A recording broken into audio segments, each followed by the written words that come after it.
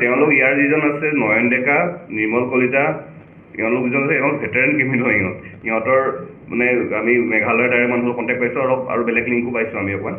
গতিকে তেওঁলোকৰ বেলেগ মাষ্টাৰ মাইণ্ড নাই, তেওঁলোকে মাষ্টাৰ মাইণ্ড।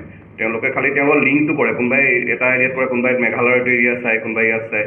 গতিকে তেওঁলোকে কি কৰে, গতিকে এওঁলোকক আমি আগৰ আমাৰ পাটাচাকুচিৰ পিছত আমি এটা কেছ আছিলে, তাত আমি কেছকেইখন ধৰিব সক্ষম হৈছিলোঁ। এই কেছটোতো তেওঁলোক জড়িত আছে, তেওঁলোকে স্বীকাৰ কৰিছে নিজে। আৰু যিখন ইয়াত বাইক চুৰ হৈছিলে এইখন আমি ৰিকভাৰো কৰিলোঁ, তেওঁলোকে স্বীকাৰো কৰিছে। তেওঁলোকক নাই, এতিয়ালৈকে আমি তদন্তত তেনেকৈ হেৰি পোৱা নাই, পালে আমি আপোনালোকৰ লগত শ্বেয়াৰ কৰিম। সেইখিনি মেঘালয়টোতো আমি ধৰিমেই, অলৰেডি আমি ট্ৰাই কৰিছিলোঁ, সেইটো কাৰণে আপোনালোকৰ লগত শ্বেয়াৰ কৰোঁতে আমাৰ পলম হ'ল। যাতে বাকী যিকেইটা আৰু ইনভলভ আছে তেওঁলোকে যাতে হাৰি যাব নোৱাৰে বা পলাই যাব নোৱাৰে, সেইটো কাৰণে আমি অকণমান হেৰি হ'ল আপোনালোকৰ শ্বেয়াৰ কৰাটো। বাকীখিনি পিছত পৰ্যায়ত আমি যদি তেনেকৈ আৰু ডেভেলপমেণ্ট আহি যায় আমি শ্বেয়াৰ কৰিম নিশ্চয় আপোনালোকক। Thank U.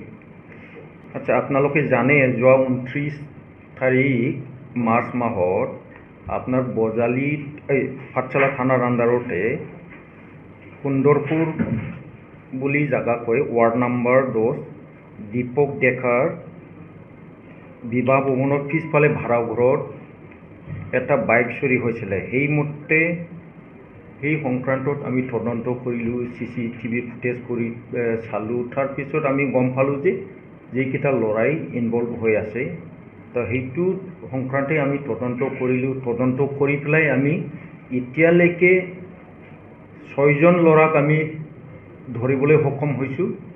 আৰু এই 6জন ল'ৰাৰ নাম আমি অলৰেডি আপোনালোকক শ্বেয়াৰ কৰিছোঁ।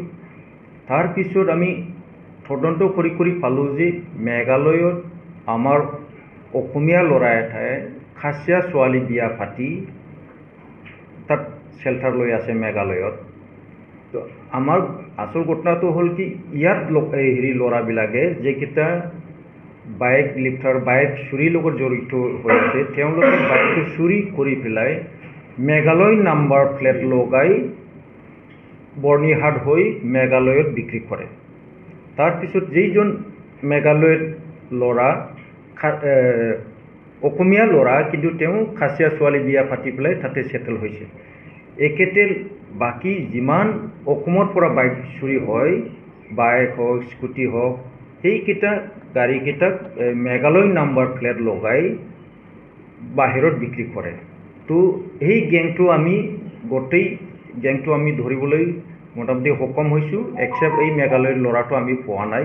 এইটো আমি তদন্ত কৰি একেতেৰো আমি গোটেই ডিটেইলছটো পাইছোঁ। আমি যিমান পাৰি কম সময়ত আমি একেটোকো ধৰিবলৈ সক্ষম হ'ব বুলি আমি আশা কৰিছোঁ। আৰু এতিয়ালৈকে আমি 3খন বাইক ৰিকভাৰ কৰিছোঁ। আৰু লগতে কিছুমান বস্তু যিটো মানে বাইকটো লক কৰি ৰাখিলেও কেনেকৈ ভাঙি পেলাই কেনেকৈ হেৰি কৰিব পেলাই, তেনেকৈ আমি ডুপ্লিকেট চাবি পাইছোঁ, স্ক্ৰু ড্ৰাইভাৰ পাইছোঁ, মেঘালয়ৰ ভুৱা number registration number name plate আমি পাইছোঁ। এইকেইটাও আমি আপোনালোকৰ লগত শ্বেয়াৰ কৰিম। তো আমি এইকেইদিনত এইটো কাৰণে আমি আপোনালোকক লগত শ্বেয়াৰ কৰা নাছিলোঁ, যাতে বাকী গেং যিকেইটা হেৰি আছে এই বাইক লিফ্টাৰৰ লগত জড়িত হৈ আছে তেওঁলোকক আমি যাতে এৰেষ্ট কৰা বা আমি তেওঁলোকক ধৰিবলৈ যাতে ডিষ্টাৰ্ব নহয়, সেইটো কাৰণে আপোনালোকৰ লগত আমি শ্বেয়াৰ কৰা নাছিলোঁ।